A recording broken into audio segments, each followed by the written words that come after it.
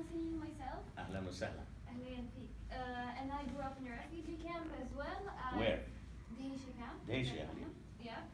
So I've lived there for 23 years and I've only been here since the beginning of the semester. However, I have some points concerning your talk. The first one is about the use of language. First of all, you do not represent any Palestinian. Of course not. I never said that. No, you never said that, but you're... No. Let me finish, please. Your speech indicated that by saying we Palestinians or Palestinians think, or if you... Because I am living there. Of course, we the Palestinians, of course. Okay, we the Palestinians, but Okay. I absolutely do not agree with... So what is your question? So I do not agree with your policies or your speech, so this is my small point. Number two is, first of all, you talked about homeland. Homeland is an interpretation. It's not a state, it's not a fact. And it just depends on where you live, who you are, how willing you are to collaborate with the Israeli racist regime. So when you ask a Palestinian, where's your homeland? Many of them would say Palestine, and no, most of them still identify with their Palestinian dignity, Palestinian identity. They still fight apartheid, they still fight racism. Israel is a Jewish state, it's a Jewish supremacy. It does not give any 5 or plus million Palestinian refugees any sort of rights. And let's not talk about, of course, how racist Israel is, even to their own Jews. Okay. Mizrahi or Ashkenazi Jews. Excuse me. I will accept it as a comment, and that's it. You couldn't lecture here. I'm not lecturing. Excuse me. I will accept it as a comment. Looks like that I have no answers for you, and I will look to all of your comments as just comments. And I think that everybody almost hear your words. Thank you very much. No, they are comments. Thank you very much. Let's take another question, please. Jonathan, excuse me. I mean, do you have a short question? By all Yes. means, if you have short questions, then by all means ask it. Please, Okay. let's go ahead. I'm going to give my time to that young lady to continue saying what she's saying, because this is Glasgow University and this is Scotland. And you're not a student, Mrs. Spence. And if this lady wants to carry on speaking, Excuse me. We open the floor only for questions. No, but by all means, if you have a question, not for do comments. ask it. Not for comments even. So if there is a question, I will appreciate that. If you have a question, please go ahead with my it. question would be, have you any facts to back up? Because I heard your opinion, which I'm quite happy to have, we're all entitled to an opinion, but at no point did I really give any facts. And some of the facts that you did say were erroneous. For example, saying there's no new hospitals when the hospital was just built in Gaza and just opened a few months ago. Who built the hospitals in Gaza? It was built by Indonesia. By Indonesia. Indonesia, Yes. not by the Palestinian But Authority. But they have no money. That's it. No, excuse me. So, if you like to, do you feel that your argument is based on fact, or do you feel that your argument is based on your own emotions and the place where you are? Because I heard no fact. See, first of all, I am living in the territory. I am living in Jericho, by the way, since 14 years ago, which is completely under the Palestinian Authority jurisdiction. I am a person who deal with the human rights issues for 26 years of my life. I am still going around every day in the West Bank, in the refugee camps, in the towns, in the neighborhoods, in the cities. And I know exactly what my people are really feeling towards their own leadership. I am living there, by the way. This is the fact. The fact that I am living there. You know that people speak, I'm a doctor and obviously I've worked at the University Feb. And I know that yours is an opinion, but it's a minority view. And this would be a bit like when we do I climate must have to tell deniers. you- When we do climate deniers, we say we get one and we get another. But if it was real, we would get hundreds of people who believe in climate denying. And we'd get Okay, one Mrs. person Best, who's thank you. denying Okay, and okay. hundreds Can we who take don't. questions? And I think we Any were questions? looking at thousands who would disagree with your Thank you. opinion. Thank you very much. Thank you. I should have to give you also some more information. Factually, From 2000 till 2014 means in 14 years, I used to appear in a live program in Arabic on the Israeli TV, in Arabic, talking about the situation in Arabic in a lively program. And I know what was the reaction from the Palestinians after each program. Listen, people knows exactly my own opinion towards the Israeli-Palestinian conflict.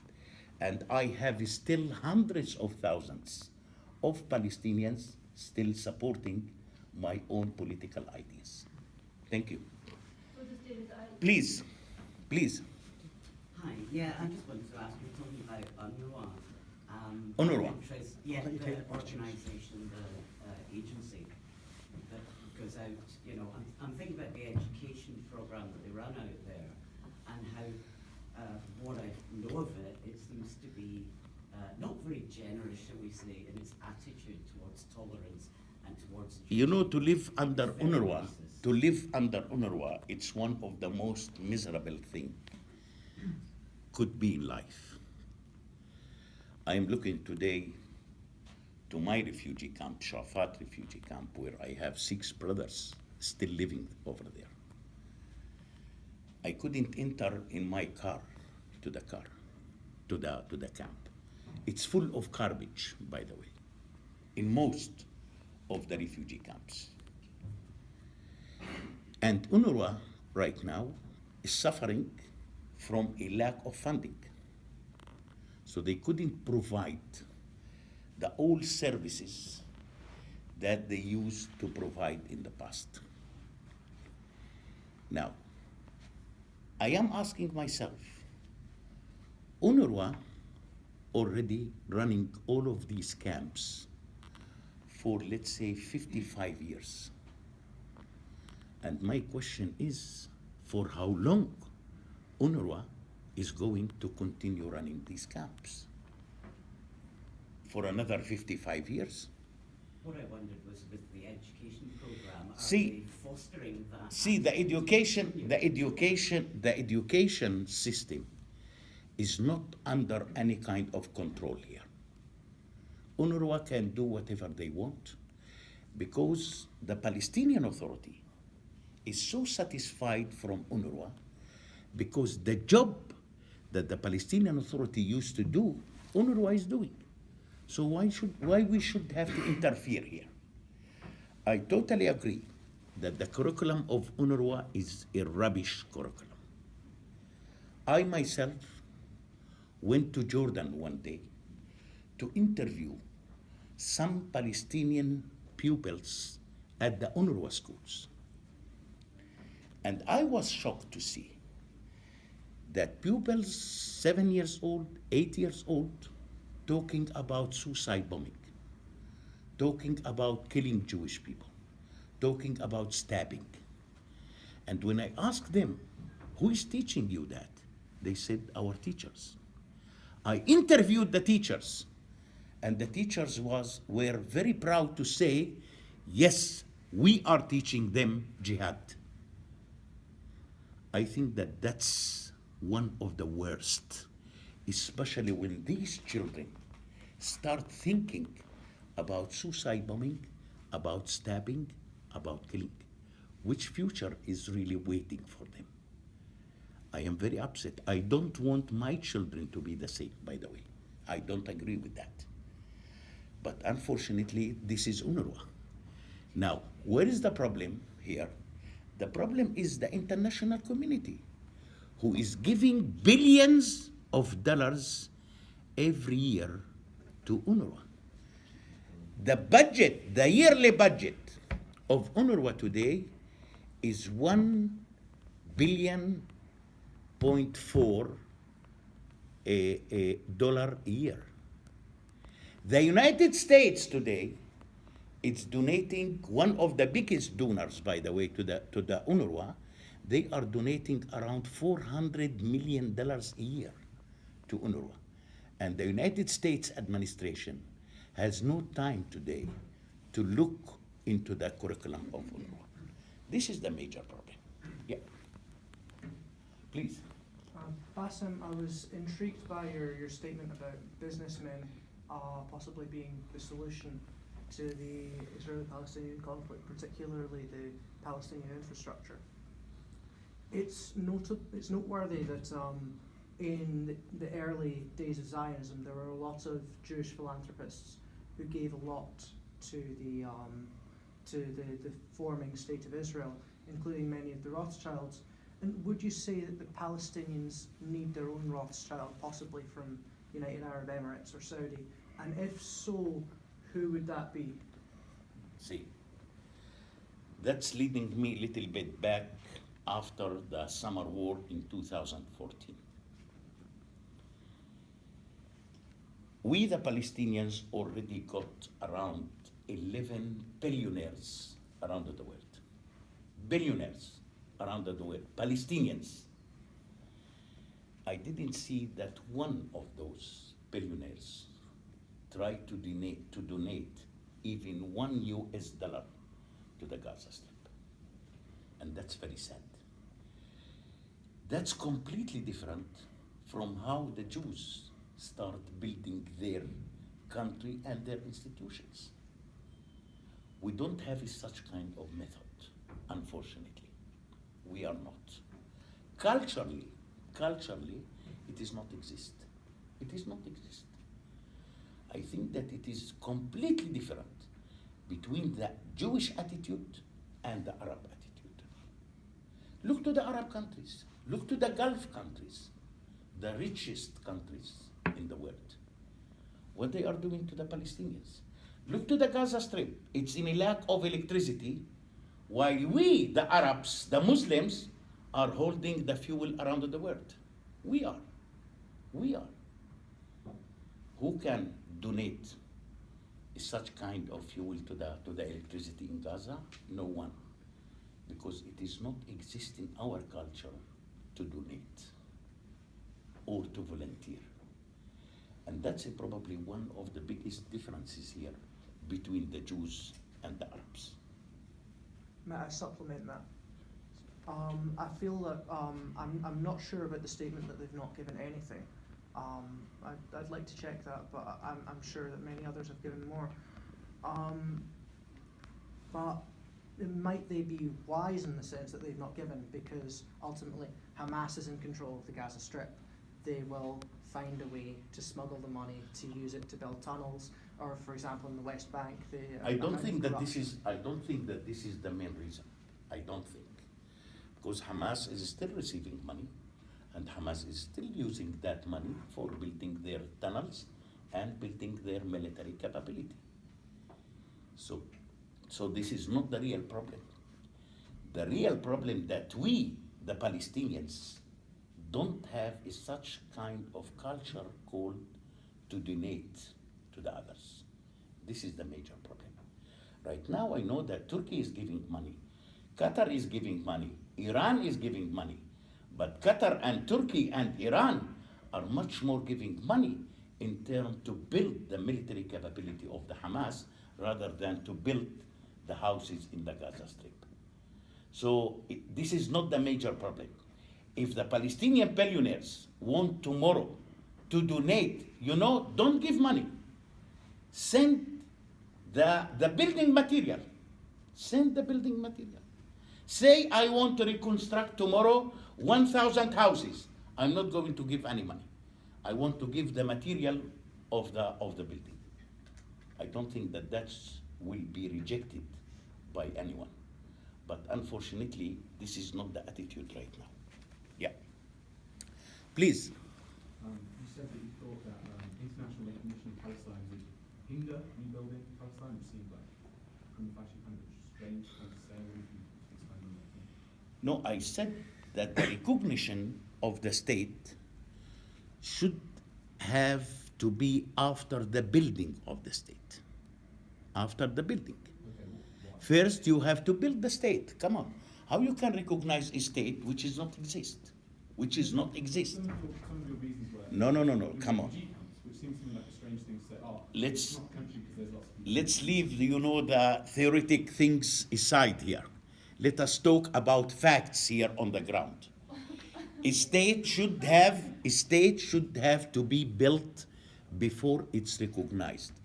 Simply, you can call it Palestine, and then what we the Palestinians can achieve from your recognition.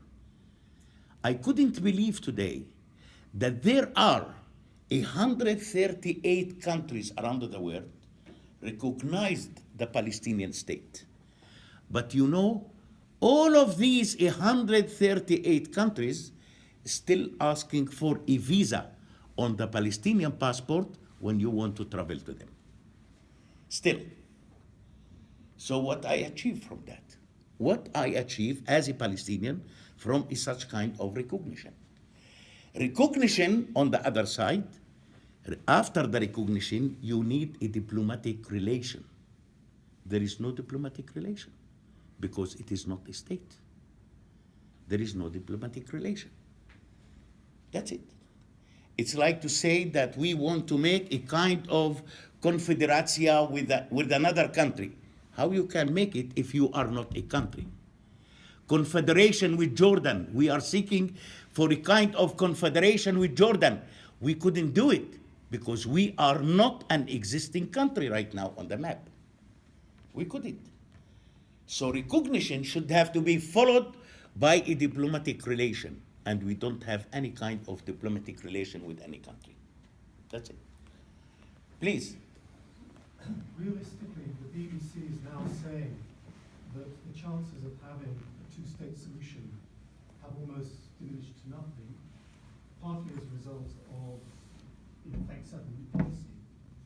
I'm wondering, apart from giving the futures of Israel and Palestine to businesses, how you would actually move forward from where we are you proposing a one-state solution? And if so, how would that be governed? See, I was a week ago in Ramallah in a big meeting with around 70 Palestinian, I can consider them as a political activist. 70 people. And these people has a kind of a proposal. The proposal is talking about two states in one homeland. In one homeland.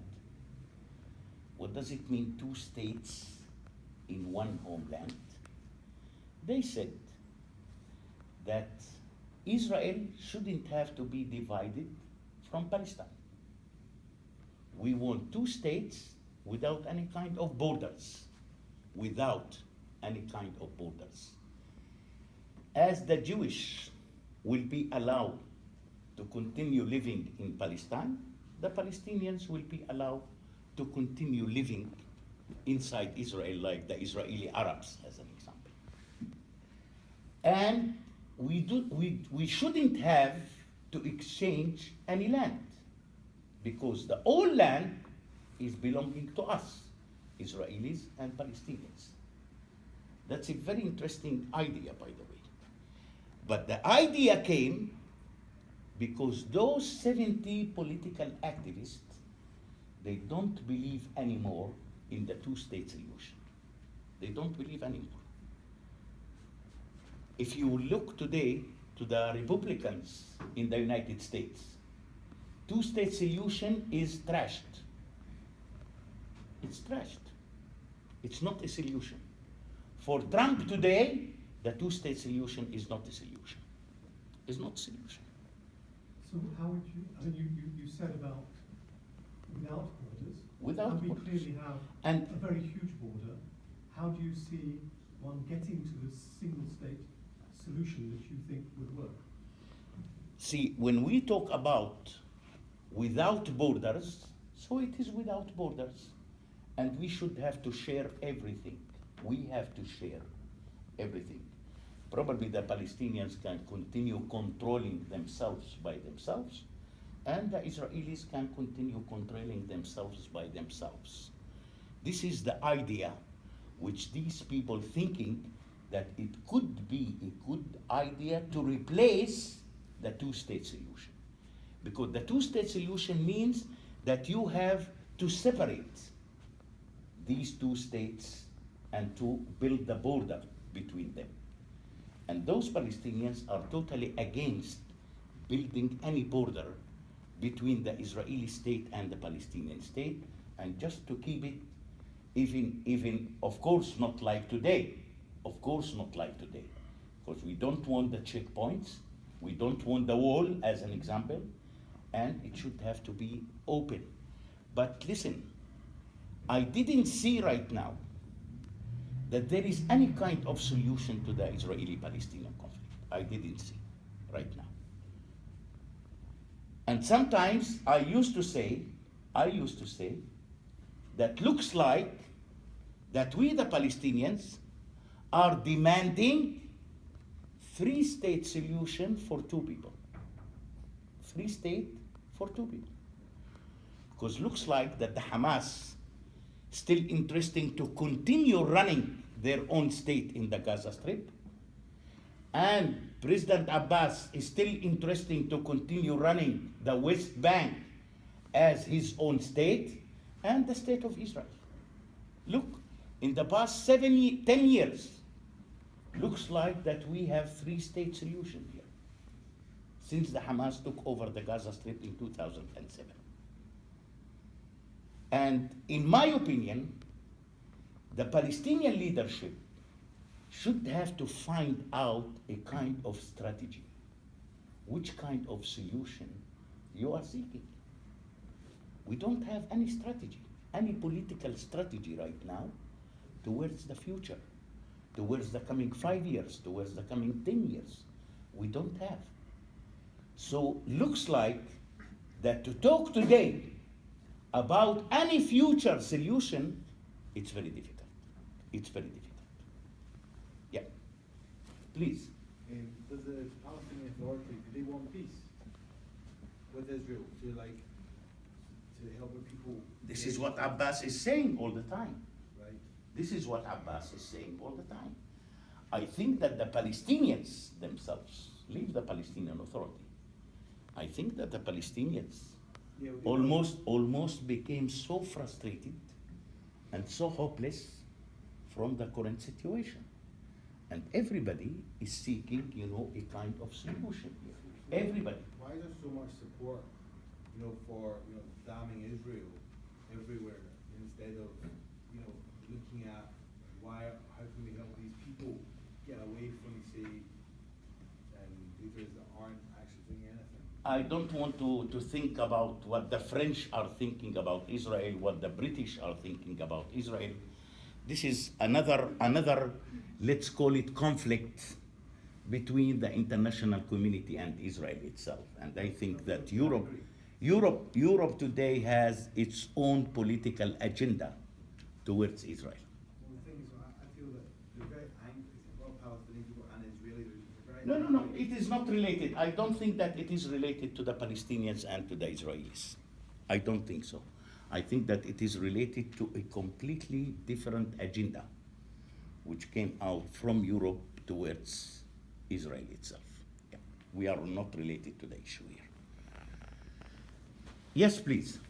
Thank you for your very honest speech. So Thank you. It seems to me that you kind of want European Union for Israel and Palestine with the for freedom. So like to reconstruct the identities of Israelis and Palestinians and those people to live peacefully together while you will have like kind of Schengen zone between each other.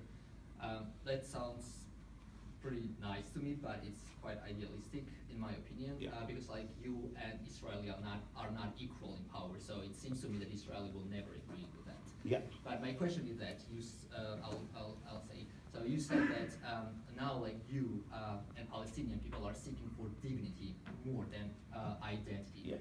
And you also mentioned that like a country which offers you this dignity or secures your dignity, you are okay to become a citizen of that country. Yeah.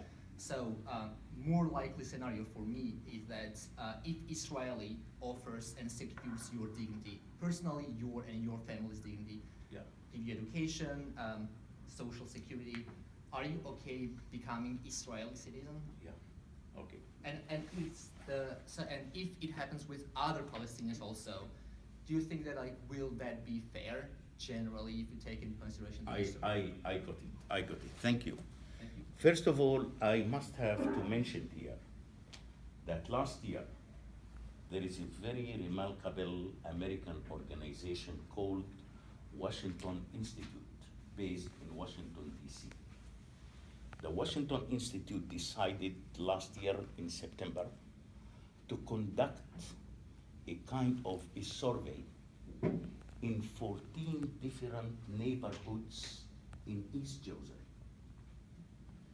And the survey is asking under which government you prefer to live, under the Israelis or under the Palestinian Authority. That survey, by the way, has been made by a Palestinian organization on behalf of the Washington Institute.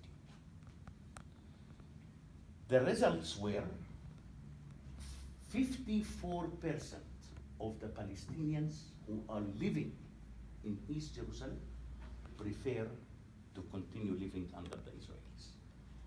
And that's because the social security and the health insurance.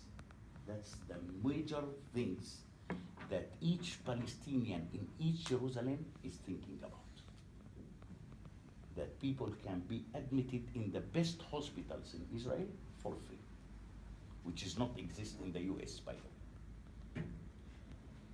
Now, on other statistics, which I received it from the Jordanians, by the way, not from the Palestinians, that around 30%, we have around 160,000 Palestinians living in East Jerusalem today. 160,000.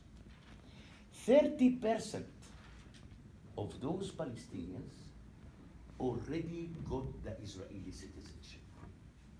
Dual citizenship, or just they gave up? No. They took the Israeli citizenship. Okay. They took the Israeli passport. But do they hold the Palestinian? No, of course not. No. Okay. First of all, the Palestinians who are living in East Jerusalem, according to the Oslo Agreement, they are not allowed to apply for a Palestinian passport. This is one. Now, the majority of the Palestinians in East Jerusalem are holding the Jordanian passport, like myself. So from statistics that I received from the Ministry of Interior in Jordan, they said that around 30% of the Palestinians in East Jerusalem almost holding the Israeli citizenship. Now, when I asked the Jordanians, how do you know about that high percentage? They said it's very clear. When you, as a Palestinian, applying for the Israeli citizenship, you are not allowed to hold two citizenships, only one. And if you are applying to the Israeli one, you should have to return back your Jordanian passport to the Jordanian authority. And this is how the Jordanians knows exactly about the percentage of the Palestinians who are holding the Israeli citizenship. Now, there is a discussion today in Israel, especially the right wing in the Israeli government, to annex all of Area C to Israel. You know, Area C is the biggest area in the West Bank today. It's much bigger than B, it's much bigger than A. And there is a very serious discussion today within the Israeli government to annex Area C to Israel. Now, if Israel tomorrow morning will decide to annex Area C to Israel, who can stop it? Who can stop it? Tell me. Arab world? Palestinian Authority? Islamic world? No one. No one can stop it. Can I ask you? Please. Thank you. So the passportization policies, whatever you mentioned now about Israeli, it's like very well-known soft power policy, whatever is used, Russia also in this post-Soviet space, right? That's right. But post-Soviet states have chance to say no to these passportization policies somehow. Mm-hmm. But it seems to me that Palestine doesn't really have any other option. So Yeah. no one really cares about Palestinians. The US fails to support them properly, EU fails to support them properly, so the only way for them to have basic needs That's right. are coming from a country who really tries to annex them. So the thing that if Israeli provides really nice conditions for Palestinians to live properly, it's not because they actually really care. It's because they really want to occupy and annex these territories. And to me, as a young person who have to live in this world, it's highly unfair. That's right. So I'm really sorry what's happening there, but I think that approach should not be somehow to continue this process and to use already successful Israeli soft power policy to incorporate all other Palestinians under the Israeli. Because like what happened, like everyone knows that it was not fair, right? Yeah. So I don't know how like the solution of this See, thing, I- by like kind of I my got it. opinion. I got it. I am a person who believes. I'm a person who believes that we, the Palestinians, already lost a lot of opportunities to solve the Israeli-Palestinian conflict since 1947 until, let's say, probably 2000. We lost a lot of opportunities. I must have to accuse myself and to accuse my leadership. We all the time reject any solution for the Israeli-Palestinian conflict. We. I think that it's very well known when the UN resolution talk about the two-state solution. We reject it. I remember in 1977, when the former president of Egypt, Anwar Sadat, came to Israel. It's one of the most historical visits happened in the 20th century. Sadat called Arafat before he arrived to Israel by saying, listen, if you will come with me, you will get state. And Arafat rejected. And everybody knows in that time, when Menachem Begin suggested to Sadat to take Gaza, to take all of Gaza, and Sadat rejected. There are a lot of opportunities. I don't want to talk also about July 2000, when the Israeli Prime Minister in that time, Ehud Barak, met with Yasser Arafat in Camp David. And Ehud Barak suggested 97% of the occupied territories to be held by the Palestinian Authority. We rejected. So there were a lot of opportunities which has been rejected by own leadership. So it looks like for me today that the chance to have a solution is so small, so small. Yeah. Please, Sam. Why do you think they rejected it? What would be the reason for I have no rejecting? idea. I have no idea. You know, I wasn't there. I don't know exactly what's really happened. But according to the media, according to a lot of sources here, that Ehud Barak suggested 97% of the occupied territories. And it was rejected. Why he rejected? Who recommended to Arafat to reject the deal? I have no idea. I have no idea. Yeah. Yeah. Yes, last question, please. Again, I have to ask you, what is the basis or the evidence of basically everything you have said? Because, again, it is your personal opinion. To the lady who asked about the UNRWA education system, I went to an UNRWA school. In Palestine has one of the highest rates of school and university graduates in the world. I work in a cancer research institution. I am here on a dual scholarship. I have a very high GPA. I don't need to brag or anything, but what you are saying has absolutely no evidence, no basis, and is just a misrepresentation of reality. It's a collaborate point of view. What else? Should I finish the list? So what's your basis? What are your evidences? Do you have anything else to say? Well, yeah, a lot, kind of, but Okay. if you So have probably we will have the chance to meet again. time, Probably. Well, I guess not. I would like to thank you so much. It was very interesting, and I wish you a very happy and good evening. Thank you so Thank much. you. Thank you. Thank you.